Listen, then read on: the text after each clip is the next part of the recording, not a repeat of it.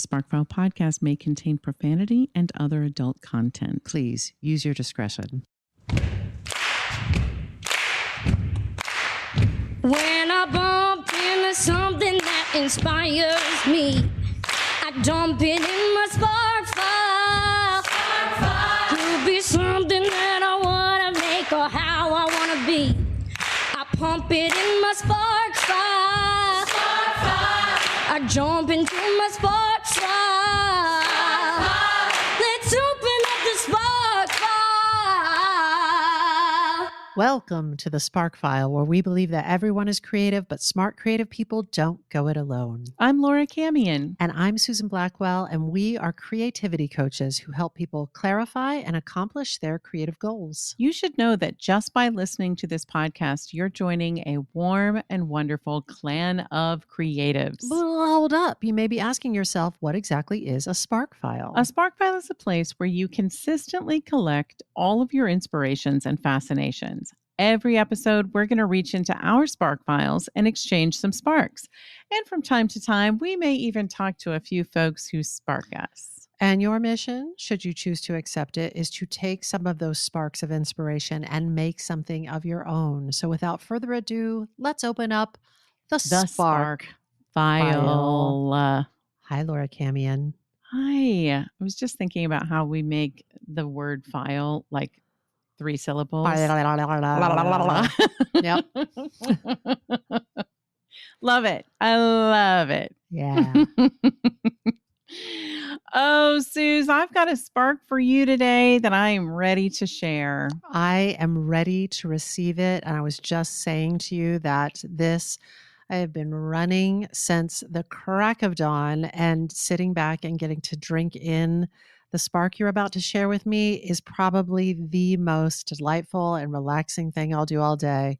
What is that phrase you just made me think of? I laughed so hard. It's in a Kurt Vonnegut play, Sparrow's Fart. Like it is Sparrow's Fart. He calls someone, he uses it as an insult. He calls someone a Sparrow's Fart. I think we've talked about it on the podcast. I laughed so hard. And so you've been up since the Sparrow's Fart. Been up since the Sparrow's Fart. That's it right there, which is apparently like when the sun rises, they let out a little poof of gas. But I just thought, how imaginative to use it as an insult. I feel like just knowing that when the sun rises, the sparrows all just chewed a little bit. I feel like we've fulfilled the mission of this episode of the Spark File. So that's it. Oh, God. I can't even tell you how hard I laughed at that. You're still laughing. It's a gift that keeps on giving. All right. So listen, I like to think of this as a little ditty. This is just a little gem. It was more of a discovery that I made for myself that I thought maybe others might find this useful. We should note this little fact. We are recording this episode just prior to Election Day here in the United States. We have no idea how we're going to be feeling the day after Election Day, which is when this episode is set to air. If 2020 is any indication, we may not even know who the president is when this episode airs the next day. Mm-hmm. We shall see. But one thing I will note is that this election cycle has been anxiety increasing for myself, for many others. And I think it sort of layers on top of a lot of unprocessed anxiety from the pandemic, anxiety from the last election and the denial of the results. Like there's just been so much change and upheaval in so many lives. Listener, I want you to note that as Laura is saying these things, she's gently massaging her third eye. Just get the full picture. What does it mean? What does it mean? I forget who I was talking to just the other day, and they just kind of declared out of nowhere, are we all just going to pretend none of it happened? Like, are we all just going back to normal? And I was like, oh, I hear you. We're never going back. I feel that. I mean, it's, yeah. So everyone's been through a lot. And I feel like I have felt a very particular kind of anxiety. And I kept trying to describe it to Wes, who felt his own version of it as well. And the best that I could do was describe it as like it's a mix of fear and anger and confusion and righteousness. It turns out, Suze, there is a term in psychology called Revenge, bedtime, procrastination. No, although, boy. That's a goodie. But what were you going to say? I'm ashamed to tell you the other night I stayed up until 4 a.m., Suze. Girl, and I got an email from you at like 2 or 3 a.m. And that wasn't even the same night. On that night, I went to bed at 2. But this is such a sidebar. Please forgive me, folks.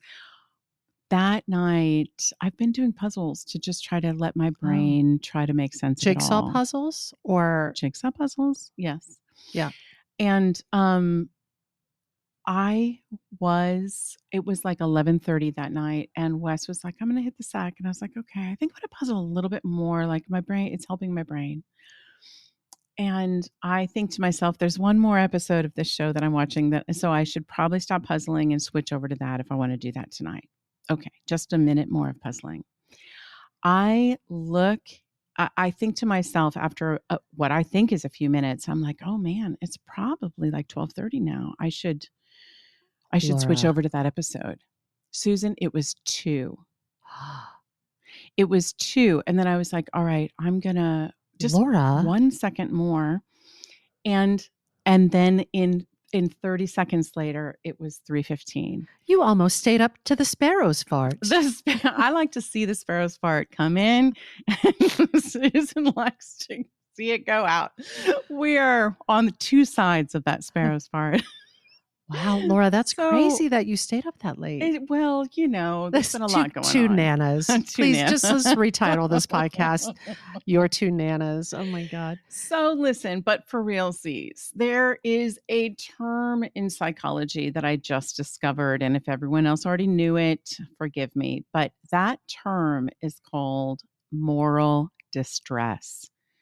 It's a real thing. And this phrase, moral distress, it's most often related to like nurses and doctors who know the right course of action, but they're kept from doing what they need to do because of the rules of the healthcare system or this or that. Fascinating. Wow. Right? So a lot of times it refers to the healthcare system, but in the larger sense, in the broadest definition of moral distress occurs when one knows the ethically correct action to take, but feels powerless to take that action. And I thought, oh God, I feel like that describes the very particular type of anxiety that I know I've been feeling, and I think a number of people have been feeling. So let me tell you a little more about it. I read this article in Psychology Today titled, "That Powerlessness You Feel is Called Moral Distress." Again, this term really helped me put a name to this particular feeling that has risen up in me so many times over the past few years. And let me give you some examples. These are some examples they gave in this article, and then I thought of a few more. But just dating back, they wrote this during the pandemic. So parents who are caught between homeschooling and sending their children to in-person classes. You know that socializing the child is better for them, and yet you cannot do what's right now because of the circumstances we're living in. Individuals whose values and beliefs are in conflict with like their state and federal safety guidelines. So for example, I would like to wear a mask, but I go to the grocery store and no one else is wearing a mask, and I feel this moral distress.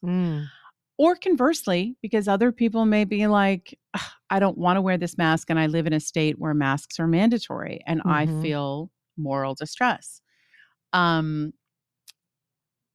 People who were desperate to spend time with family members or the elderly, those who are sick or dying. Think of the people in the hospital.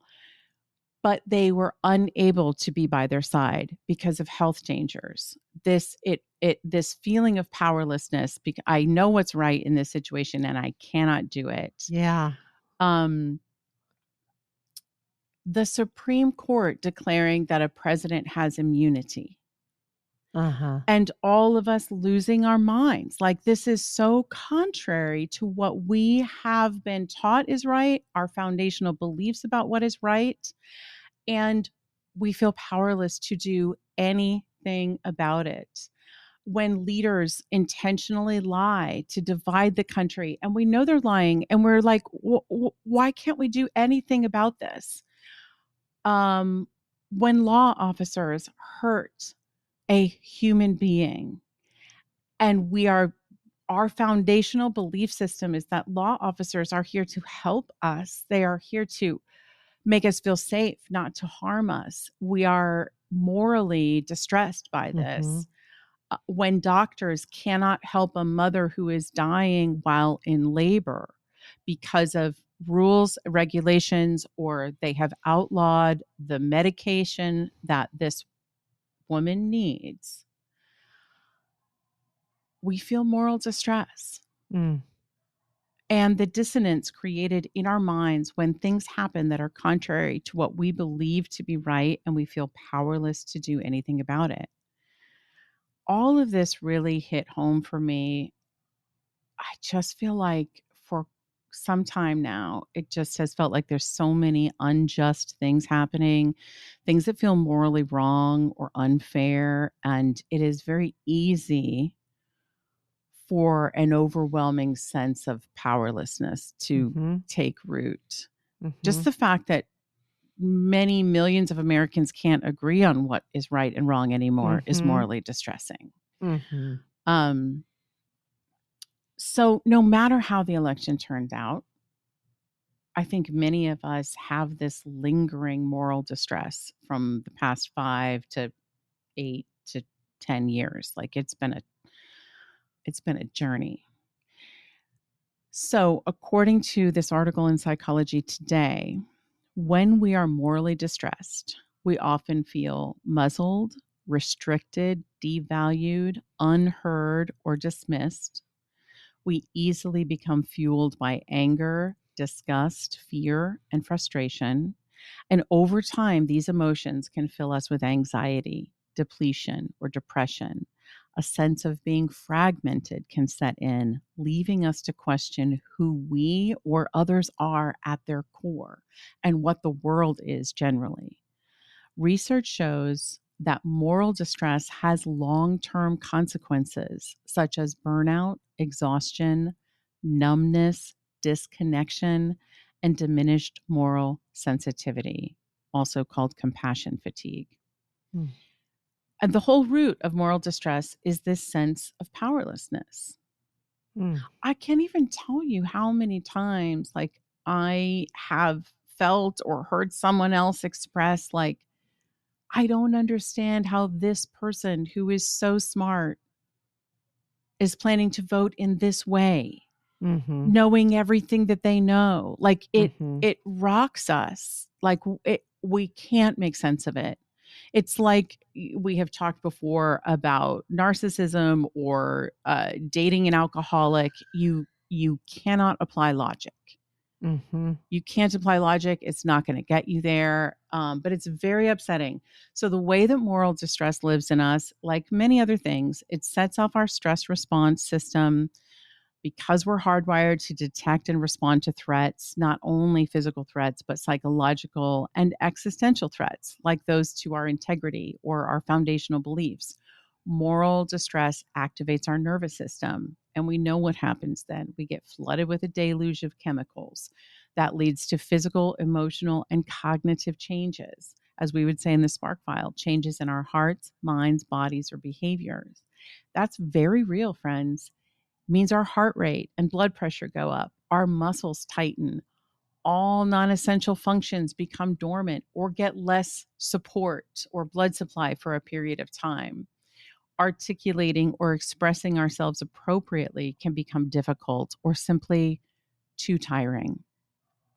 Over time, after many threats, We become biased and quickly defensive of perceived potential threats. Our capacity for empathy lessens, it affects our relationship to others, and on and on. It triggers our fight, flight, or freeze responses. But over and over and over again. And according to this Psychology Today article, this ongoing dysregulation caused by repeated experiences of unprocessed moral distress can build up at an embodied level. What does that mean? It means it can literally build up in our body, in our tissues. They say it leaves moral residue or ethical plaque. I am not making these terms up, and I am amazed by it. Moral residue or ethical plaque that lodges itself in our very being, even after any one crisis is over, like an occluded artery. This moral occlusion can threaten our very existence. That is a quote. Again, I am not making it up. Wow.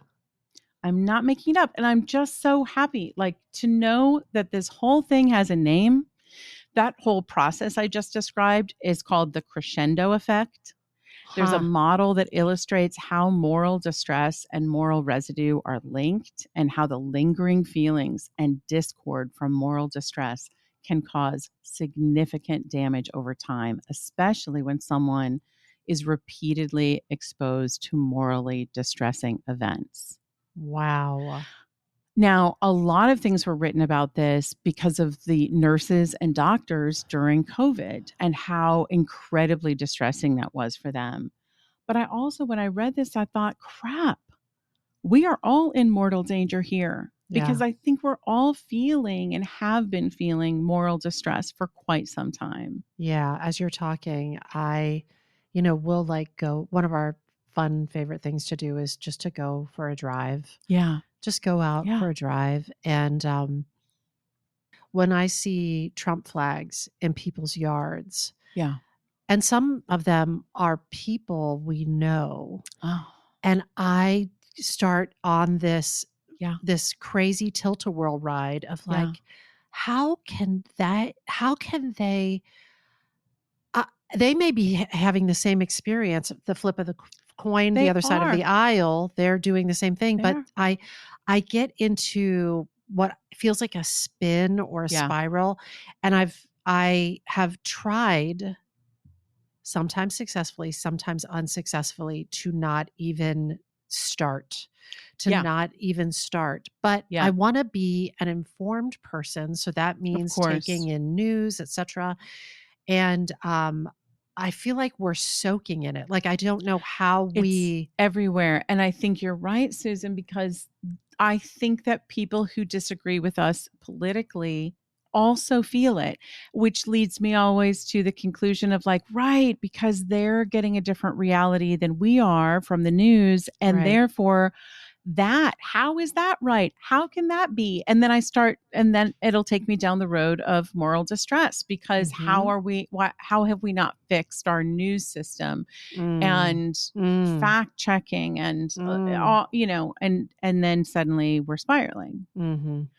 I think like having a name to it gave me a little bit of relief, because so many times like this, anywhere from rage to frustration to anxiety, like it can leave you feeling like, am I crazy? What is happening?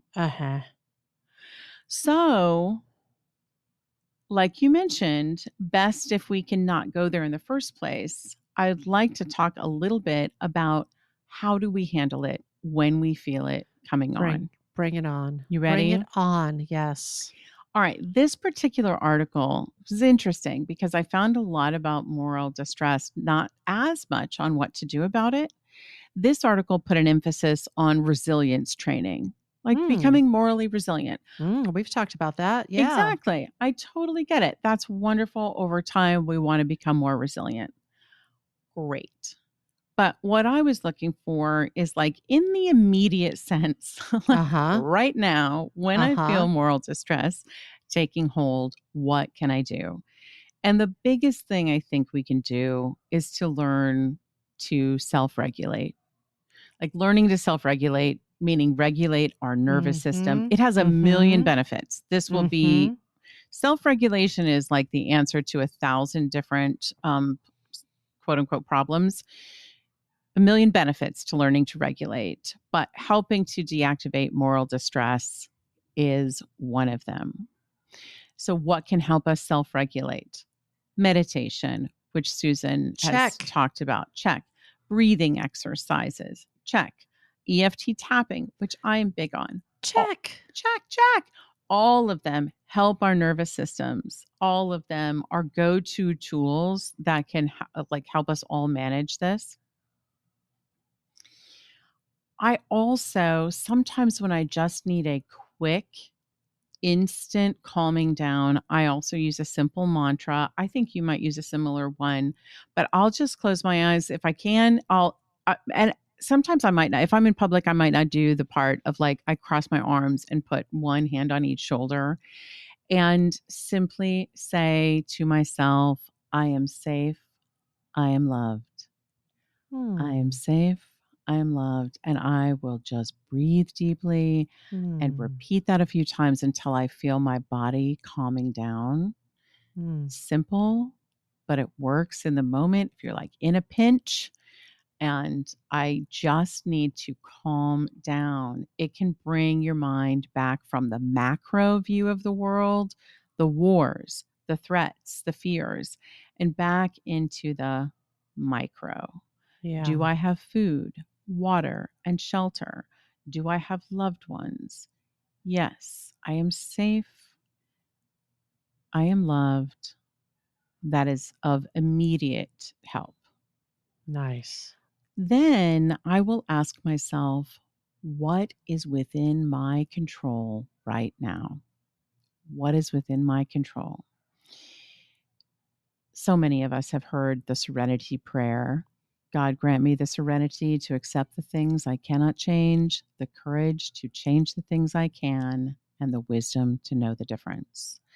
So, fun fact, many people attribute this prayer to Alcoholics Anonymous, and they think that's where it began. But it actually dates back about 10 years before AA started to a Protestant theologian named Reinhold Niebuhr in the early 1930s.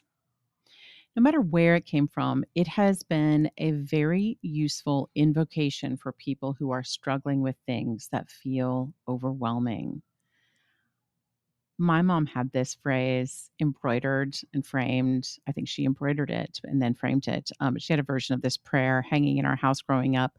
And it was right next to the embroidered sign that I told you about, Suze, that has hung in our house forever that said, dull people have immaculate homes.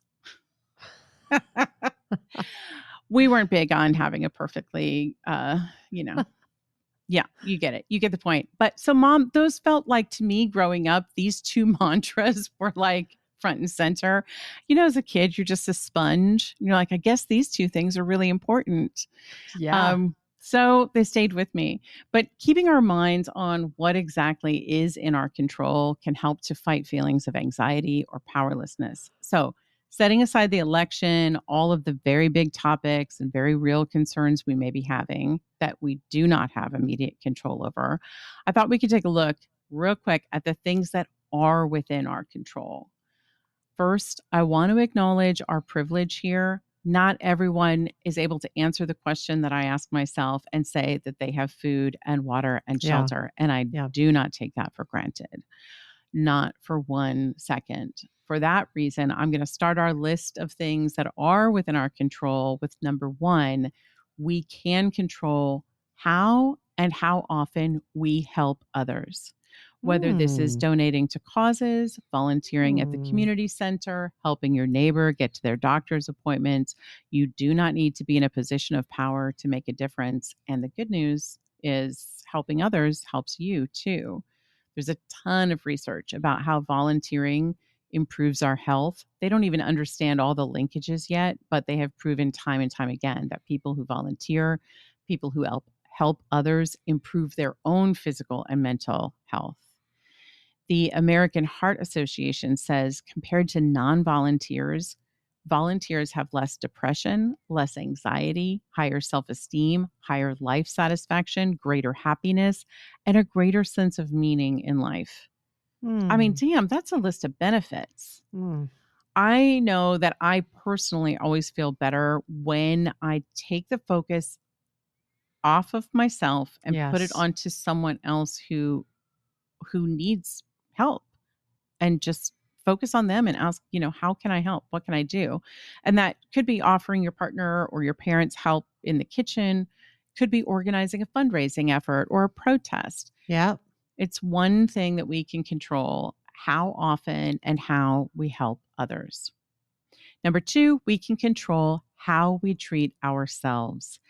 Mindset, taking care of ourselves, how kind you are. When I think about moral residue and the physical ramifications of the stress we've all gone through for the past nearly a decade, I think how we treat ourselves is even more essential.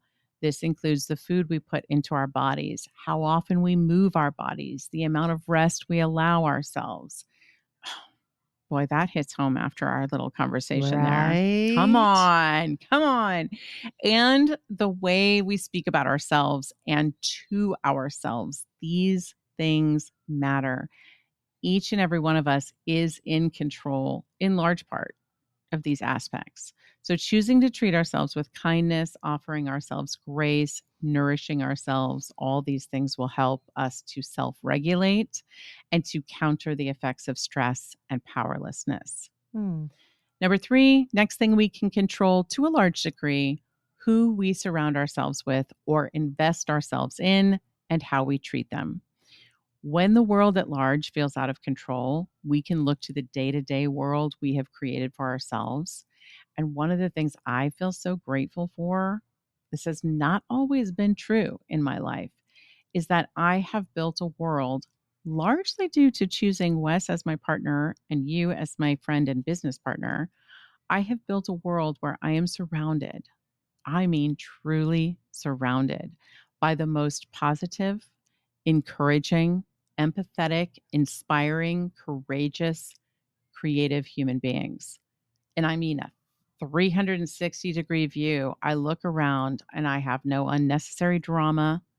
Of course, there can be healthy conflict or disagreement, but it is a day-to-day existence that is based on love and respect and silliness and laughter and creativity. And I want to say to everyone, it is possible to surround yourself with people who share your values and make the world a better place. It starts with who we choose to invest our time and energy into. And once we make that investment, treating each other with kindness and respect. And finally, number 4, who and what we give our attention to. Closely related to the previous one, but who and what we give our attention to is within our control.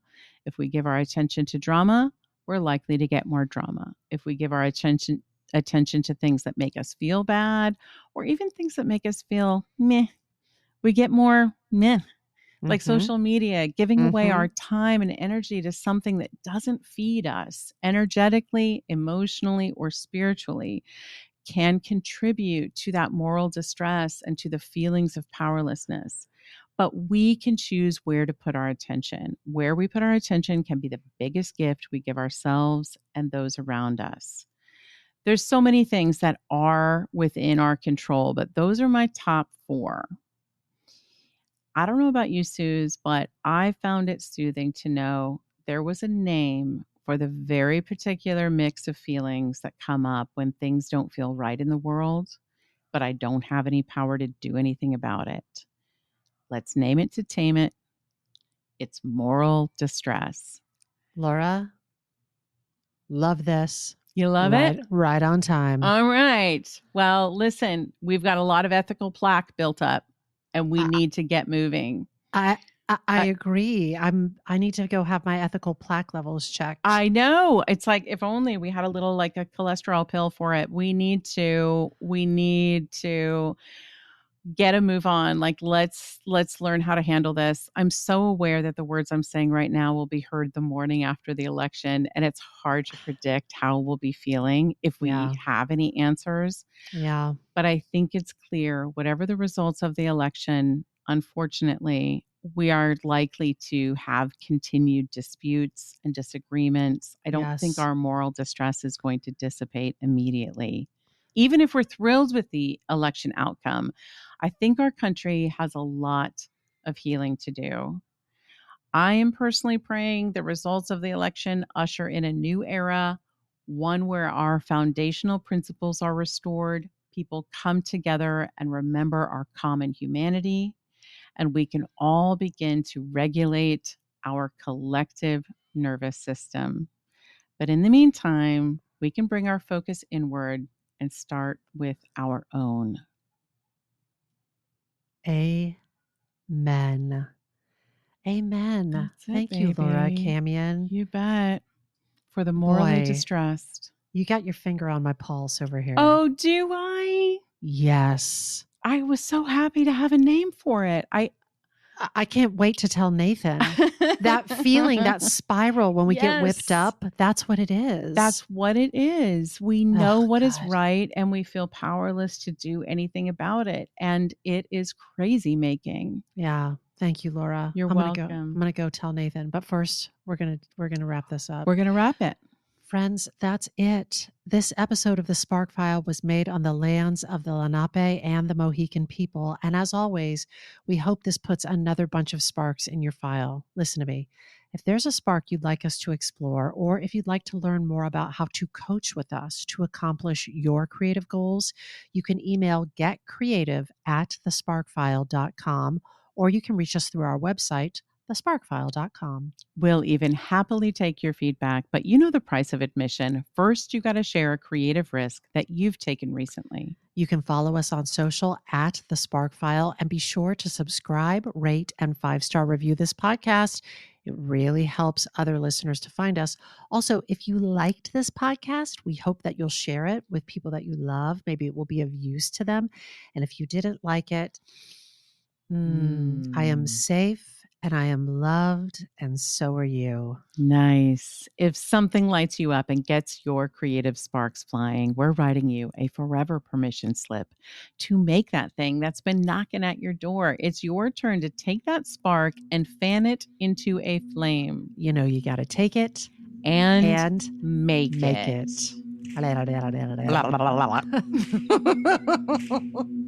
When I bump into something that inspires me, I dump it in my spark file. Could be something that I want to make or how I want to be. I pump it in my spark file. I jump into my spark file. Let's open up the spark file.